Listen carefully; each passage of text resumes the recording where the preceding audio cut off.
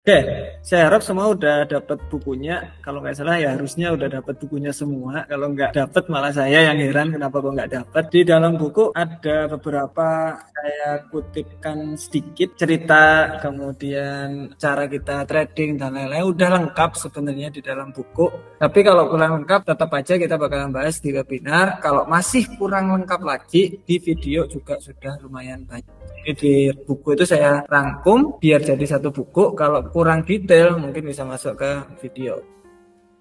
Halo semuanya, nama saya Rizky Aditama, biasanya dipanggil Tama, biasanya juga dipanggil Rizky, macam-macam panggilannya. Saya dulu kerja di Australia, saya sudah di trading udah lumayan lama, udah 10 tahunan lebih. Mentor trading itu lumayan juga banyak, di Indonesia hanya beberapa, di luar yang paling banyak. Soalnya dulu ada uang untuk beli mentoring dan lain-lain, dan lumayan, kita dapat uangnya di luar kan lumayan, jadi kita kayak ayo beli aku ilmu, kasih uangnya kayak gitu. Yang perlu saya tekankan di trader yang baru, tujuannya itu apa? Tujuan kalian trading itu apa? Harus ada tujuannya. Kalau nggak ada tujuannya trading, ya ngapain trading kan gitu. Saya ingin dapat tambahan di trading, udah ada tujuannya, tapi kurang spesifik berapa tujuannya. Contoh saya pengen cuma 1 juta aja lah di trading di sini, cuma 1 juta. Ada yang bilang bayar hutang. Nah, bayar hutangnya berapa? Yang detail. Katakanlah 1 bulannya 1 juta. Contoh aja ini. Berarti kalau di trading per bulan itu biasanya dapat 5%. Itu biasanya kita dapatnya 5% sampai 10%. Dihitung tuh. Berarti modalnya itu berapa? Hitungannya kayak gitu. Pokoknya 5% dari modal itu biasanya per bulan dapat segitu. Saya biasanya bilang 10% karena 10% ada yang trader baru takutnya terlalu tinggi. Saya sekarang bilangnya 5%, semakin rendah. Maksud saya itu begini, jangan terlalu muluk-muluk. Kalau emang modalnya kuatnya segitu, ya sudah dapatnya memang segitu. Nggak usah dinaikin, nggak usah ditinggiin lot size-nya, nggak perlu. Ngikuti apa yang kalian punya aja dulu. Jadi contohnya modal saya 10 juta, mas tapi saya pengen dapat 1,5 juta per bulan, nggak bisa. Dapatnya 500.000, itu yang bagus. Kalau terlalu gede, takutnya resikonya gede, modalnya habis. Jadi mending nyantai dulu. Nah, terus gimana? Ya cari yang lain, kerjaan yang lain mungkin. Trading nggak bakalan nyelesain masalah. Kalau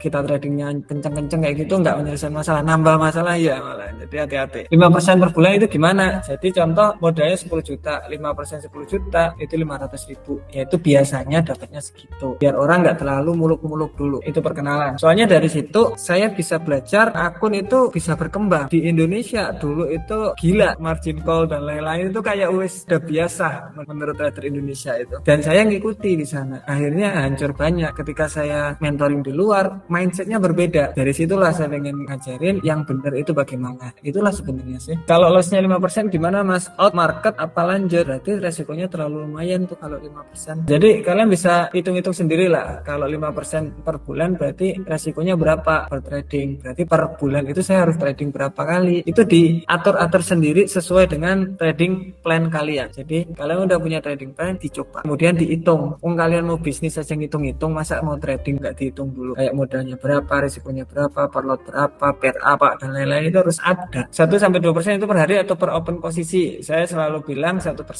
itu per open posisi kalau swing trading. Karena ketika kita open 1%, 2 kali open jadi 2%. Kalau belum ada yang ke close, walaupun ada setup yang bagus, dibiarin. Kayak gitu. Tetangga mulai heran dapat profit dari forex. Iya. Di sini pastinya kayak gitu. Orang-orang kan kayak kenapa ya orangnya nggak pernah keluar tapi kok paketan terus dateng, keluarnya ke luar negeri dan lain-lain, itu pasti ada yang kayak gitu. Tapi cara menanggulanginya itu mungkin kita kembalikan beberapa persen dari modal atau dari keuntungan ke lingkungan sekitar. Kalau itu saya biasanya nanggepinnya kayak gitu. Jadi berapa persen itu saya balikin ke masyarakat. Entah itu kita bangun jalan, bikin apa, pokoknya kayak gitu, itu dibalikin ke masyarakat. Atau misalkan ada tetangga yang butuh kerjaan dan lain-lain, ayo kerja. Jadi kayak gitu. Biasanya biar nggak aneh-aneh lah, namanya orang di desa kan agak berbeda. Kalau mau lot 0,2 minimal berapa? Sebenarnya kalau mau trading itu enak modal 1.000 itu enak, udah oke lah. Kemudian resikonya tinggal diatur. Apa itu forex? Forex di sini rentan banget namanya scam atau rentan banget namanya penipuan, rentan banget, rentan banget, hati-hati karena banyak yang mengatasnamakan forex. Forex itu macam-macam. Yang jelas forex itu forex exchange, pertukaran mata uang. Tetapi cara pertukarannya itu macam-macam. Yang biasanya kita lakuin itu future atau CFD, contract for different. Jadi jangan bingung. Kemudian ada option trading. Option yang kemarin itu binary option, yaitu option trading. Kemudian ada spot trading. Spot trading itu kalian langsung ke bank beli US dollar, kemudian kalian tahan. Itu spot. Kalian punya uangnya. Itu jadi macam-macam. Sekarang lagi rame robot forex, robot trading, dimana sebenarnya ada yang oke robot trading itu, tetapi yang sekarang yang nggak bagus ketika kita masuk ke robot tradingnya kita harus pakai brokernya dia, itu yang nggak bagus. Karena jangan ikut-ikut lah kayak gitu intinya. Yang penting kalau kita mau trading aja yang manual, yang aman-aman aja. Kemudian modal trading yang saya saranin yang bagus, yang udah oke menurut saya itu 10 juta. Kalau masih ada uang 100 juta pengen nyoba itu pakai akun Sen aja, jadi resikonya bisa diatur nanti. Menurut saya 1 juta mas cumaan, atau saya pengen nyoba dulu pakai modal kecil, pakai akun Sen, jangan pakai akun standar. Dimana bisa pakai akun Sen? Cari di Google broker dengan akun Sen, itu banyak keluar kayak gitu. Pak, murah sedekah untuk amal ibadahnya mas, apapun datang dari kita kembalikan ke kita, emangnya mau kemana? Bener. Jadi saran saya sih kalau yang sudah profitable mending berapa persen kita berikan ke komunitas lagi atau ke tetangga-tetangga, ke lingkungan, itu dikembalikan ke sana. Biasanya kembalinya lebih banyak lagi soalnya. Saya sudah coba buat Excel yang pernah mas sama di YouTube dengan modal 20 juta, 10% 1/2, masih cuan 1000. Apakah tidak salah ya hitungannya saya mas? Ya nggak salah. Memang seperti itu. Risk and reward itu penting. Jadi contoh ketika kita rugi 10 dolar, ketika kita untung, ya kalau bisa 2 kali lipatnya. Jadi kita nggak perlu win rate yang gede. Kalau di binary kemarin, binary option kemarin, itu risk and rewardnya nggak bagus karena ditentuin mereka. Kalau di forex kan kita nentuin sendiri tuh di future 1/10, 1/20 juga bisa. Kalau di binomo nggak bisa, 1/0,8 kalau nggak salah. Jadi lebih gede resikonya daripada profitnya. Itu yang bikin binary kurang menarik. Oke, berapa lot untuk modal 10 juta? Katanya kurang money manajemennya Pak. Belajar money management Pak Ardian. Ada perhitungan lot size-nya, jadi dihitungin. Mas pengangguran bisa jadi trader nggak? Jawabannya adalah nggak bisa. Cari kerja dulu. Paling banyak orang yang nggak berani ngomong gitu, tapi saya berani ngomong nggak bisa. Cari kerja dulu yang pasti, kemudian hasil dari kerja bisa disimpan, disisihkan sambil belajar dulu, sisihkan. Ketika ada modal yang cukup, masuk ke trading. Bila kerja sambil belajar forex, gimana ngatur waktunya? Waktu itu 24 jam, kita kerja cuma 8 jam, jadi masih ada berpuluh-puluh waktu untuk kita belajar. Misal mas di tiap OP menggunakan lesson nomor 1, apakah aman saja mas? Aman-aman saja kok Pak Hipi, selama resikonya itu Bapak jaga. Jadi ada namanya stop loss manual sama stop loss dinamis. Kalau stop loss manual nggak pakai stop loss, tapi ketika Bapak ngelihat oh udah 10 dolar nih, cut loss cuma ruginya biasanya orang itu 10 dolar kurang kayak gitu loh maksudnya, takutnya kayak gitu. Jadi bisa aja. Kita lanjut dulu. Technical analysis. Sebenarnya untuk technical analysis di sini komponen yang nomor 2 menurut saya. Pertama kita harus tahu tren. Nanti bakalan kita bahas. Kemudian area penting. Udah 2 ini aja cukup. Kalian nggak perlu belajar macam-macam. 2 ini aja udah cukup. Trennya bagaimana? Apakah masuk ke areanya? Kalau masuk entry, kalau nggak masuk tunggu. Kita coba di apa ya? Bisa orang-orang suka apa ya? Gold. Mas sekarang trennya seperti apa? Trennya bagaimana? Kalau boleh tahu komentar dulu. Retest mas Pak ya. Trennya naik atau turun maksudnya gitu? Naik ya. Karena higher high, higher low, higher high, ini naik berarti. Bullish uptrend, sideways, mau sideways. Kalau di time frame lebih gede lagi, mungkin bisa sideways. Jadi kalau saya bilang ini tren turun, bisa juga. Kalau di time frame lebih kecil lagi, nih time frame M15 turun dia. Kalau time frame agak gede, kelihatan dia naik. Jadi kalau kita bilang gold ini trennya apa? Kalau ada yang bilang bullish, kalau ada yang bilang konsolidasi, kalau ada yang bilang bearish, mungkin semuanya itu benar. Tinggal dia lihat di time frame berapa. Saya biasanya lihat di H4 dan daily dulu. Daily saya lihat ini higher high, higher low, higher high. Seharusnya dia akan lanjut penurunan sebelum melanjutkan kenaikannya. Kita udah tahu dia bullish, kemungkinan bakalan ada penurunan di gold. Makanya kemarin kita bilang gold akan ke 1950 pertama sebelum ke 1900. Dia naik, kemudian penurunan sebelum melanjutkan kenaikannya. Tren selesai, beres. Tren itu nggak usah bingung-bingung gitu aja. Coba yang lain, Euro USD. Ini sama Euro USD. Ini juga sama Euro USD. Saya cari yang agak susah. Oke lah, ini. Untuk USD CHF, saya biasanya lihat di apa? Di daily. Saya biasanya lihatnya dulu. Kalau kalian mau lihat di A4 juga boleh. Saya biasanya lihat di daily dulu. Saya tarik tuh, bang, berarti ini gimana? Harusnya kenaikan sebelum lanjut turun karena trennya masih turun. Tren itu ngelihatnya kayak gitu aja, nggak usah ribet. Kemudian kalau di time frame kecil bagaimana? Contoh di time frame kalian pengen masuk ke H1, boleh silahkan. Kita gini lagi, ini turun, berarti harusnya gimana? Lanjutan kenaikan sebelum penurunan. Masih ada penurunan. Kalau kita tarik garis tren, ikuti itu. Ini lower low, harusnya lanjutan gini.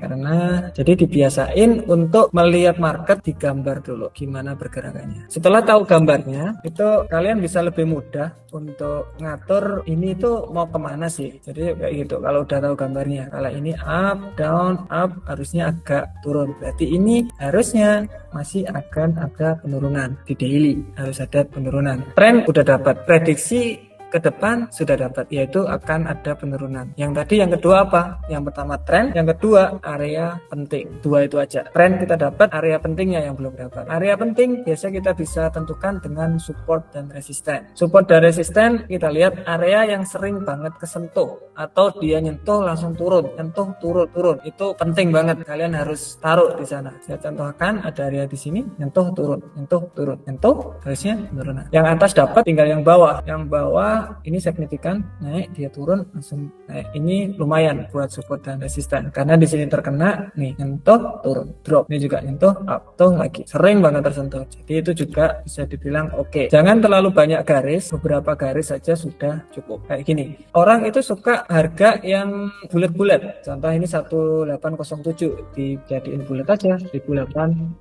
Suka yang angka-angka bulat. Kalau kalian lihat juga ketika kita taruh kayak di bulat gitu 1200 gitu ya, itu bakalan kelihatan bahwa harga juga sering banget kesentuh di situ. Ini kemungkinan nyentuh ke sana. Jadi sebenarnya angka bulat-bulat itu seneng banget orang-orang itu untuk membeli karena mereka juga manusia. Orang juga suka ketika harga itu bulat. Itu area penting kita udah dapat. Jadi kemungkinan tadi kan ekspektasinya turun, tapi sampai mana kan kita nggak tahu. Kita bisa ekspektasi berarti dia turun sampai di area sana tadi, di area penting tadi, di area support dan resisten tadi. Kemudian support dan resisten di sini, ini yang horizontal. Kalau yang vertikal ada namanya trend line. Macam-macam. Ada yang horizontal, ada yang diagonal. Kalau yang diagonal biasanya dibilang trend line. Kalau dua-duanya kita taruh, oke, kemungkinan ke 1900, tapi kok trend line-nya agak lumayan naik di sini. Oh, mungkin nggak sampai di situ dulu. Mungkin sampai di area sini dulu. Pokoknya nyentuh di area trend line kelihatannya. Kita bisa ekspektasi, kita jadi dari 1900 tadi hanya satu support. Sekarang kita bisa ada dua pemikiran, oh mungkin sampai ke sini nih karena dia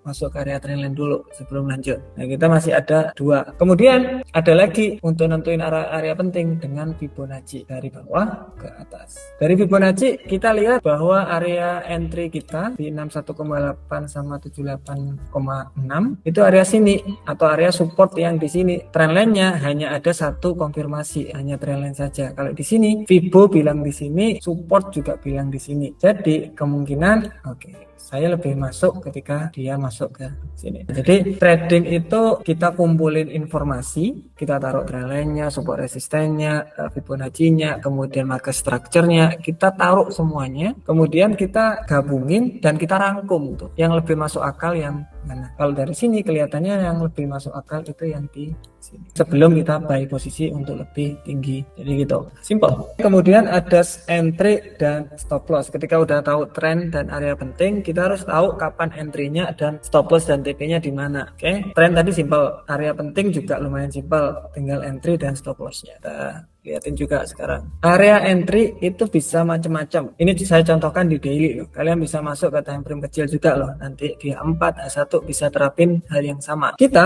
karena ini bullish, jangan sell. Kalau bullish buy saja karena ngikuti tren. Naik ya kita buy posisi, kalau turun ya kita bakalan sell posisi. Gitu aja. Kalau buy posisi tunggu aja dia masuk ke area 61,8 di area entry otak di sini, entry, kemudian stop loss taruh di tengah-tengah sini di bawah 78,6 karena harga biasanya nyentuh 78,6 terus dia mental biasanya gitu. Jadi stop lossnya taruh di sana aja. TP-nya 1/2. Nah, 1/2 atau 1/3 terserah trading plan kalian yang bener yang mana, yang kalian cocok yang mana. bagaimana. Yang jelas market structure-nya bagaimana, high, low, high, low, high, yang jelas kayak gitu. Yang jelas ini lebih tinggi dari sini. Itu menentukan entry-nya di sana. Entry di sini harus ada alasannya kenapa stop loss ditaruh di sini. Karena saya taruh di sini biasanya market itu nyentuh 78 dan mental. Kalau lebih dari 78 biasanya dia lanjut turun, makanya saya taruh di sana. Kemudian kita ada entry kan, saya tunjukin kenapa saya taruh stop loss di sana. Ini udah lumayan jalan yang GBP USD. Yang GBP USD saya taruh stop loss agak turun di sini, di bawah sini. Alasan untuk entry di sini pertama, lihat naik turun naik turun naik turun, harusnya lanjut naik, beres, nggak perlu ribet. Kemudian saya tarik area trendline masuk, kemudian saya tarik area support ada satu, kemudian naik ada di bawah, sering kesentuh, ini juga sering tapi agak ke atas ini kesentuh sering, di sini juga kesentuh sering, kemungkinan akan ada lanjut kenaikan. Kemudian saya taruh Fibonacci, dia sudah masuk ke area Fibonacci nih, masuk area Fibonacci ini. Dia udah masuk ke area Fibonacci. Kemudian ada double bottom di sini, atau kalau kalian nggak tahu double bottom, support kedua ini dia turun, kemudian kembali lagi ke situ, reject, ada huruf V. Jadi gini, ketika masuk ke area entry kita kan 61,8 sampai ke 78,6 di area kotak sini, kalian harus nyari seperti ini, huruf V gini, V.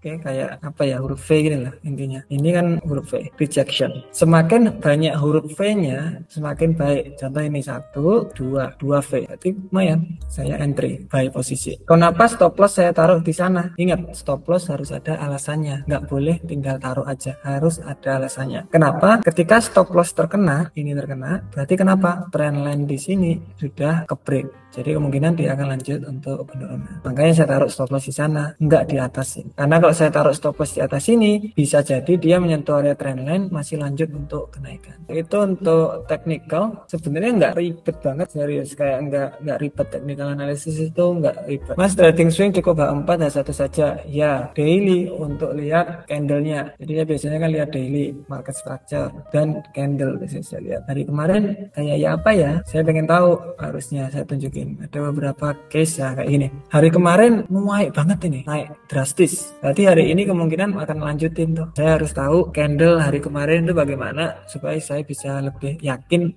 untuk hari ini bagaimana. Tapi yang biasanya saya lakuin yaitu H4, H1, market structure-nya bagaimana, high low, naik, taruh Fibo, masuk entry, nggak masuk nunggu. Yang lama itu nunggunya memang. Kadang-kadang nggak sampai, masih di sini nih, nunggu ke sini kan lama tuh, yaitu yang nggak sabar orang-orang sell posisi. Padahal yang bagus nunggu sini buy posisi untuk lebih naik. Gitu. Mau tanya masalah TP dan stop loss memakai minim berapa pips? Karena selama ini dilihat live trading habis 1000 pips, stop loss hampir 600 pips. Nggak ada minimal, nggak ada maksimal Pak, tergantung marketnya. Saya bilang tadi stop loss harus ada alasannya. Contoh Bapak pengen stop loss kecil banget seperti ini, apakah boleh? Boleh saja. Tapi untuk terkena stop loss itu bakalan lebih sering ketimbang Bapak taruh yang baik, agak lebar dan ada alasannya. Saya kalau ada posisi lihat chart gimana cara agar tenang ya Mas trading. Latihan yang lebih banyak lagi Pak, latihan. Memang kalau kita punya bisnis, kita kan juga sering lihat market toh. Wajar, saya bilang wajar. Tapi kalau terlalu sering juga jangan. Tapi kalau kita lihat market gimana keadaannya, itu sebenarnya wajar.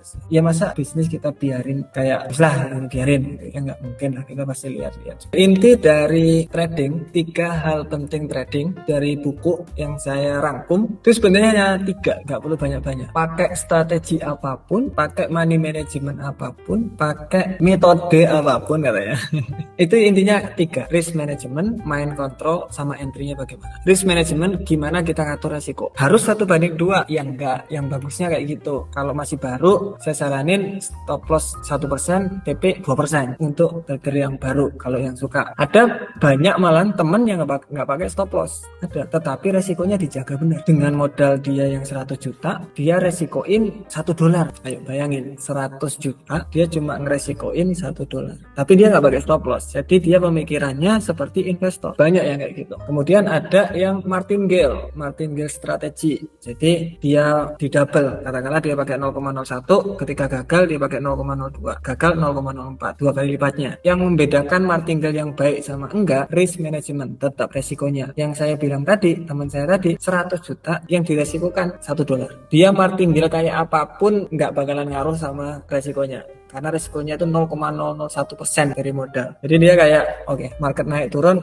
entry serah, kemudian dia gagal, ini harusnya kayak gini, entry lagi. Jadi pikiran tenang di dia. Jadi setiap orang itu macam-macam banget caranya. Yang jelas gimana cara kalian manage resikonya, jangan terlalu gede resikonya. Resiko lebih dari 2-3% per trading, kemungkinan habis modalnya itu gede banget. Kalau resiko kalian 3% atau 5% per trading, resiko untuk margin call itu lebih gede. Jadi hati-hati. Itu risk management, penting banget. Kemudian ada mind control. Jadi ketika kita trading, pikiran kita juga harus diatur. Contoh, ada tujuannya. Kalian udah ada tujuan trading, saya pengen dapat 1,5 juta lah per bulan. Berarti per hari berapa? Kan bisa digituin juga dong. 1,5 juta dibagi 20, 70.000, cuma 75.000 per hari. Atau kalau diituin $8 lah per hari. Ketika kita trading, $8 itu kurang jadinya. Jadi pengen lebih tinggi lagi. Jadi otaknya itu diasah lagi biar ngikuti sesuai dengan plan tadi. Plannya itu bagaimana dan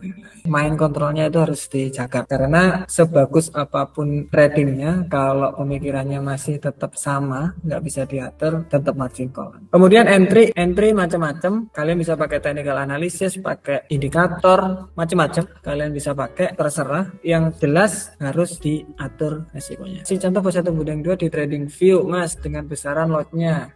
Saya contohkan aja ya. Mungkin entry kita kemarin, saya contohkan. NZD USD kan kita ada entry nih. Kelihatan nggak? Kelihatan ya harusnya ya. Nah, bisa dilihat untuk NZD USD kemarin stop lossnya berapa? 30,5 pip atau 305 poin. Itu stop lossnya. TP-nya 61,2. 2 kali stop lossnya. Kalau kalian langsung lihat di sini ada risk and reward ratio 2, berarti 1/2. Kalau ada kayak gini, lihat risk and reward ratio 6, berarti resikonya 1/6. Di sana 305 berarti gini, modal 1.000 contoh ya, resikonya 1%, berarti per trading itu berapa? $10. Jadi per trading kalian $10. NZD USD ini saya pengen rugi $10. Caranya gimana? $10 dibagi stop lossnya ini 305 tanda dengan dulu berarti 0,03 berapa belakangnya? 0,327. Berarti kalian menggunakan 0,03 lot ketika entry ini NZD USD. Jadi setiap kali entry dikalkulasi nih 0,03 lot. Kalau kalian mau entry di NZD USD tadi, udah jalan lumayan ini. Kayak itu. Mas saya bilang saat ini kayak bosan gitu sama trading, lihat market sebentar, habis itu entry terus, habis itu udah nggak saya buka lagi. Lebih tepatnya malas buka TradingView sama MT4. Kalau belum DP sama saya itu bagus atau enggak? Bagus saja. Tiap orang berbeda-beda. Itu mungkin cocok di Bapak, nggak apa-apa, lanjutin aja. Intinya gini, intinya profit. Happy Mas kalau dilihat analisa USD, apakah akan menjadi coach karena sudah break area tren yang besar, walaupun kita sudah analisa tren akan metode Fibo yang seharusnya akan mengarah balik untuk lanjut kenaikannya atau disesuaikan kembali struktur trennya karena sudah break area tren lain. Yang masuk akal yang mana Pak? Kalau yang masuk akal yang saya bilang tadi, kumpulin semua ceritanya, itu dikumpulin. Ceritanya gimana sih ini? Oh sekarang higher high low sebelum higher high. Kemudian supportnya gimana, Fibonacci-nya gimana, tren lainnya gimana, kumpulin terus dirangkum. Menurut Bapak yang cocok, yang baik atau yang menurut Bapak itu lebih menarikan gimana? Lanjut turun atau ke area Fibo lanjut naik?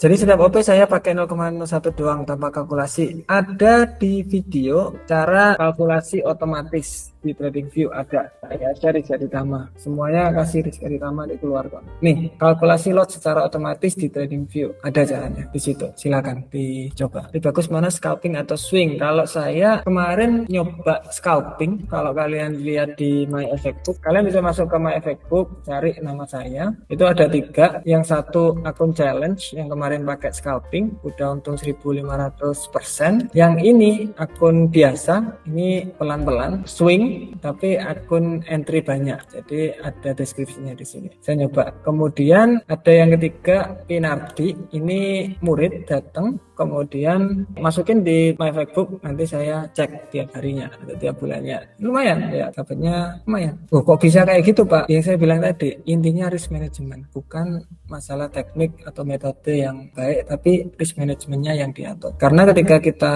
pakai pemikiran yang kayak teman saya tadi investor, technical analysis analisis seperti nggak ngaruh. Oke, rangkuman dari semuanya. Pertama, trading is hard. Trading itu berat. Nggak semua orang itu mungkin cocok di trading karena susah. Bukan susah masalah teknik dan lain-lain, bukan. Tapi pengendalian diri dan juga seberapa kita masuk di dalamnya. Contoh kita punya bisnis, gimana cara ngelola bisnisnya dan lain-lain, ngatur resikonya di bisnisnya itu gimana. Itu yang bikin susah. Kemudian yang kedua, kebalikannya. Trading is easy sebenarnya. Karena teknik analisis semua orang bisa gunain. Kemudian money management, risk management itu semua orang bisa pelajari. Anak di kelas 6 mungkin bisa, SMP bisa. Kita ajari technical analysis, kita kasih pengetahuan risk management, money management dan lain-lain itu bisa. Easy. Tapi yang susah ya tadi penerapannya. Karena kompleks, setiap orang punya cara masing-masing untuk eksekusinya. Dan yang ketiga, konsisten is key. Jadi kalau kalian nggak konsisten di sini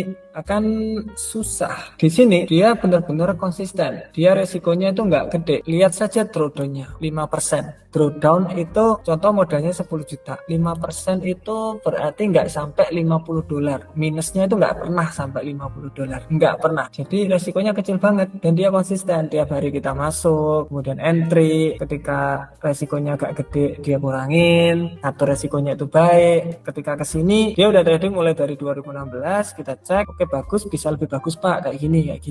Resikonya lebih dibagusin. Alhasil juga baik. Kenapa saya bilang dapatnya 5%? Ya ini saya berpegang teguh sama dia karena yang masih baru aja dapatnya segini kok harusnya udah bisa dapat lumayan. Kalau yang udah lama kayak saya, kayak orang-orang yang sudah lama, kalau profitnya agak gede ya wajar, skillnya sudah dapat, intuisinya udah dapat. Gimana cara connect akun trading ke MetaMyFXBook? Tinggal konekin aja kak, portfolio add akun, bikin akun dulu di sana. Oke, jadi itu dari saya, semoga bermanfaat. Kalau memang mau sukses di trading di sini, pastiin resikonya yang benar. Kemudian kalau saya bilang tadi keuntungannya 5% per bulan, ya segitu, jangan terlalu tinggi, bahaya. Pelan-pelan aja, nggak usah muluk-muluk jadi orang santai. Thank you, semoga ilmunya bermanfaat bagi Anda. See you next time. Bye bye.